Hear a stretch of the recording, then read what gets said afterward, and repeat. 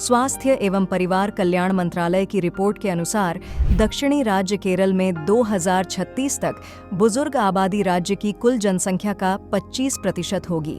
ऐसे कई आंकड़े हैं जो केरल सहित विभिन्न दक्षिण भारतीय राज्यों की बढ़ती वृद्ध आबादी को उजागर करते हैं। दरअसल आंध्र प्रदेश, कर्नाटक, केरल, तेलंगाना और तमिलनाडु जैसे दक्षिणी राज्यों में प्रजनन दर उत्तर भारत की तुलना में कम है। 2011 से 2036 तक इन राज्यों का कुल जनसंख्या वृद्धि में केवल 9% योगदान का अनुमान है। केरल में 60 वर्ष और उससे अधिक आयु के व्यक्तियों का अनुपात 2011 में 13% से बढ़कर 2036 में 23% होने का अनुमान है, यानी लगभग 4 में से 1 व्यक्ति बुजुर्ग हो जाएगा। तो आखिर वृद्ध होती जनसंख्या चिंता का विषय क्यों है?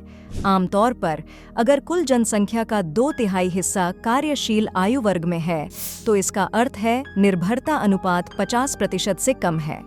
आपको बता दें, निर्भरता अनुपात से आशय जनसंख्या के उस हिस्से से है जो कमा नहीं रहा है और दूसरों पर निर्भर है। यदि वृद्ध जनसंख्या का प्रतिशत बढ़ेगा, तब राज्य को इस बढ़ी हुई जनसंख्या की देखभाल पर अधिक खर्च करना पड़ेगा।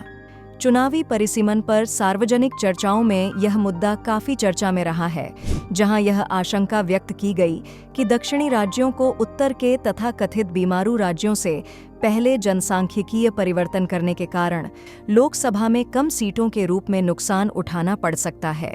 तो फिर क्या है उपाय? आइए समझते हैं।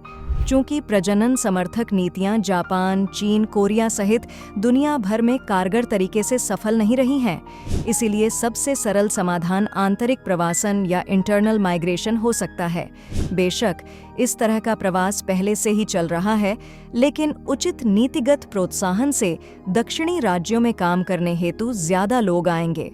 इसका अर्थ है कि गंतव्य राज्यों को युवा आबादी के पोषण, उनकी शिक्षा आदि पर खर्च करने की जरूरत नहीं है।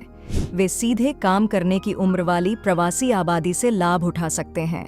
विश्व पर अमेरिका के आर्थिक प्रभुत्व का श्रेय मुख्यतः अप्रवासियों, उनके आर्थिक उत्पादन तथा वर्षों से उनकी प्रजनन क्षमता को दिया जाता है।